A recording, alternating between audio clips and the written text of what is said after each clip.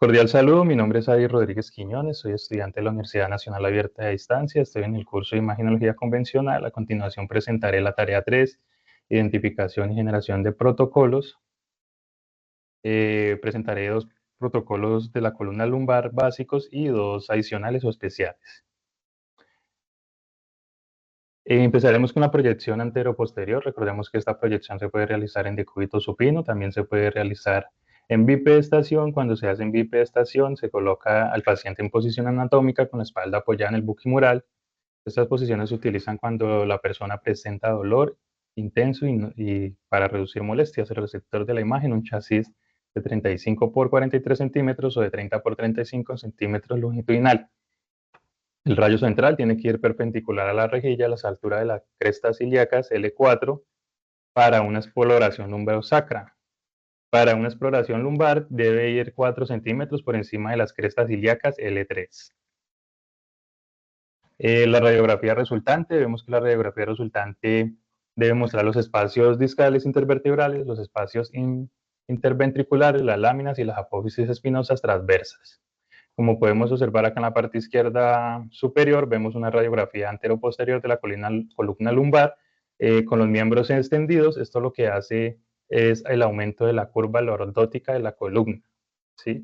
En la parte de acá inferior vemos una radiografía anteroposterior de la columna lumbar, también con los miembros flexionados, y esto lo que hace es reducir la curva lordótica. Los criterios de evaluación: el área entre las vértebras torácicas inferiores y el sacro, el haz de rayos X colinado hasta las márgenes laterales de los músculos psoas, una penetración de los rayos X en estructuras vertebrales, como podemos ver acá en la radiografía resultante, las articulaciones intervertebrales abiertas, las articulaciones sacroiliacas equidistantes de la columna vertebral y las vértebras simétricas con la apófisis espinosa centradas en los cuerpos. Continuamos con otra proyección básica, que es la proyección lateral, la posición del paciente. Esta se puede tomar en dos formas, que una es de cúbito lateral sobre la mesa, o la otra es en bipedestación lateral al pie del buquimural. Si el paciente está posicionado en bipedestación, los pies se separan para soportar el peso del cuerpo equitativamente, las crestas ilíacas se dejan superexpuestas, los bordes mediales escapulares superexpuestos y perpendiculares al buquimural, y las manos se entrelazan por detrás de la cabeza. El rayo central debe estar perpendicular a la altura de las crestas ilíacas L4 cuando se está utilizando un chasis de 35 por 43 centímetros para la columna lumbosacra.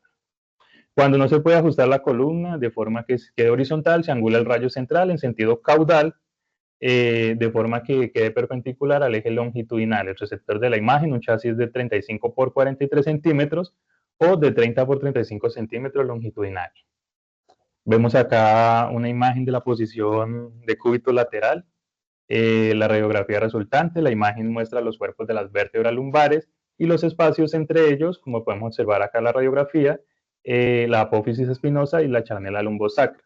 Esta proyección ofrece una imagen de perfil de los agujeros intervertebrales, ya sean superiores o inferiores, de la L1 a la L4.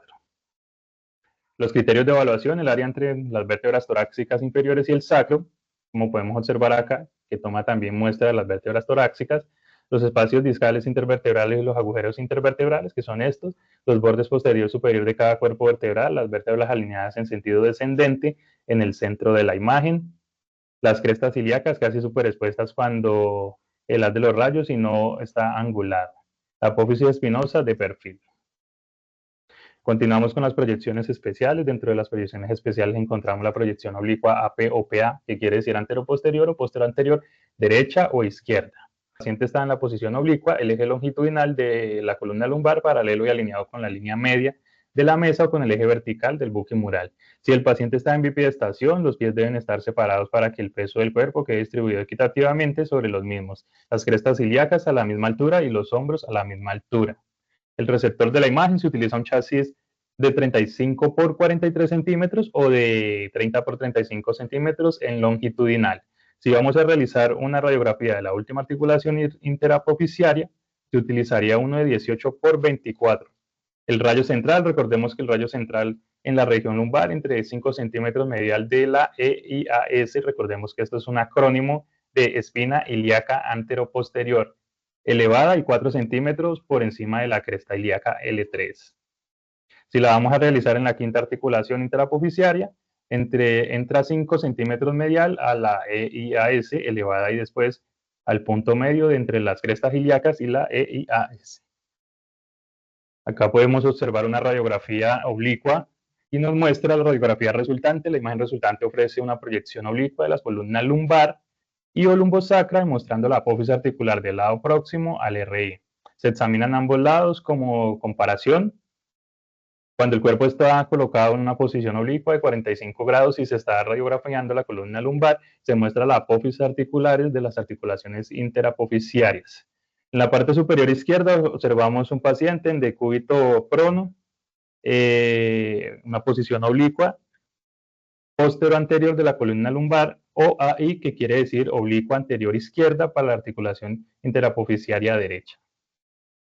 En la parte inferior de esta imagen podemos observar dos proyecciones, póstero anterior oblicua de la columna vertebral. En la A, que sería la parte izquierda, observamos una oblicua anterior izquierda para las articulaciones interapofisiarias derechas, y en la B observamos una proyección oblicua anterior derecha para la articulación interapofisiaria izquierda de la L5. Recordemos acá algo particular. Si vamos a analizar las articulaciones derechas, hacemos una proyección izquierda, y si vamos a analizar las articulaciones izquierdas, hacemos una proyección derecha. Los criterios de evaluación: el área entre las vértebras torácicas inferiores y el sacro, como se ven acá, las articulaciones intrapublicitarias más alejadas del RI, cuando la articulación no se visualiza bien y el pedúnculo está bastante anterior al cuerpo vertebral, el paciente está rotado suficientemente. Esto es una consigna particular en la toma de la radiografía oblicua, que nos dice: cuando la articulación no se visualiza bien y el pedúnculo está bastante anterior al cuerpo vertebral, el paciente no está rotado lo suficiente. Y hay otro criterio que es hay que tenerlo muy en cuenta, que es cuando no se visualiza bien la articulación y el pedúnculo está bastante posterior al cuerpo vertebral, el paciente está demasiado rotado.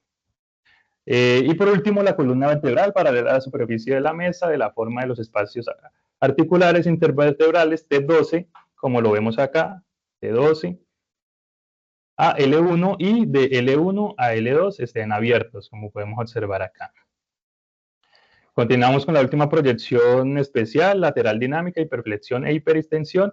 Esta posición se puede tomar de dos maneras, que es de cúbito lateral o en bipedestación.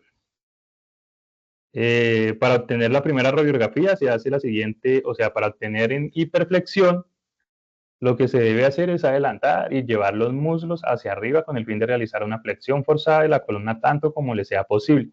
Y si la vamos a tener en hiperextensión, lo que se hace es que el paciente, el tórax lo echa hacia atrás y posteriormente extiende los muslos y los miembros tanto como le sea posible. El receptor de la imagen, 35 por 43 centímetros en longitudinal para cada exposición, y el rayo central debe estar perpendicular al área de fusión espina o a la lumbar 3. Continuamos acá. En la parte superior derecho podemos ver la posición de cúbito lateral e hiperflexión. La radiografía resultante pues nos muestra que se hace con el fin de determinar si hay movimiento en el área de fusión espinal o para localizar una hernia discal que muestre por la limitación del movimiento en el punto de lesión. Los criterios de evaluación: podemos observar que el punto de fusión espinal en el centro de la radiografía, ausencia de rotación de la columna vertebral, las márgenes posteriores de los cuerpos vertebrales están superexpuestos, marcadores identificadores de hiperflexión e hiperextensión correctamente utilizados en cada proyección. Y por último, acá observamos una radiografía, una posición, perdón, en hiperextensión y la radiografía resultante. Muchas gracias y hasta la próxima.